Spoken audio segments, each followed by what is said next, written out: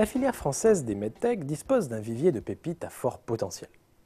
Elle souffre pourtant d'un déficit de champions d'envergure mondiale dans le domaine de l'imagerie et des dispositifs médicaux innovants, apprend-on dans cette étude de Xerfi. En effet, on voit d'un côté que la liste des introductions en bourse de medtech françaises ne cesse de s'allonger. Il suffit pour s'en convaincre de penser à Terraclion, CrossJect, Pixium Vision ou Supersonic Imagine. Mais de l'autre côté, la majorité des ventes réalisées sur le territoire français sont le fait de filiales de grands groupes internationaux, des grands groupes comme GE Healthcare ou Johnson & Johnson. Pour favoriser l'émergence de leaders mondiaux d'origine française, l'État s'est emparé du sujet. C'est ainsi que les dispositifs médicaux et nouveaux équipements de santé sont l'un des 34 plans industriels présentés fin 2013. Sauf que les pouvoirs publics envoient des signaux contradictoires. Côté positif, un environnement universitaire de recherche de haut niveau dans les sciences du vivant permet à de jeunes entreprises de mener des projets ambitieux. Côté négatif, il faut compter 3 ans en France pour mettre une innovation sur le marché, contre 6 mois au Royaume-Uni et seulement 1 journée en Allemagne.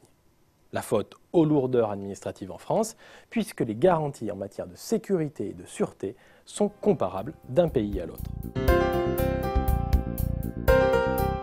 L'accès au marché des dispositifs médicaux s'est durci ces dernières années. Cela s'explique par le renforcement des exigences européennes et nationales sur le plan de la sécurité sanitaire, mais aussi par les contraintes économiques croissantes sur les dépenses de santé. Les experts de Xerfi ont néanmoins identifié plusieurs facteurs clés de succès pour les medtech françaises. Le premier, c'est d'intégrer le plus en amont possible les contraintes réglementaires.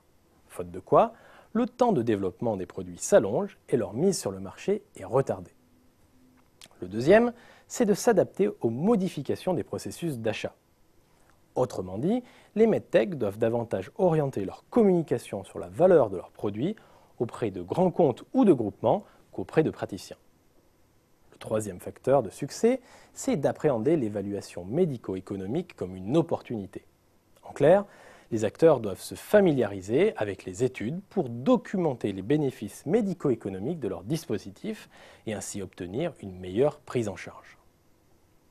Maîtriser le cap de l'industrialisation est aussi une phase décisive, quitte à sous-traiter la production pour ne conserver que l'assemblage des éléments les plus sensibles. Enfin, le développement à l'international, et en particulier hors d'Europe, est une nécessité. Et pour cause, alors que l'Europe affiche un des niveaux de valorisation de l'innovation les plus faibles au monde, ses délais de mise sur le marché sont parmi les plus longs.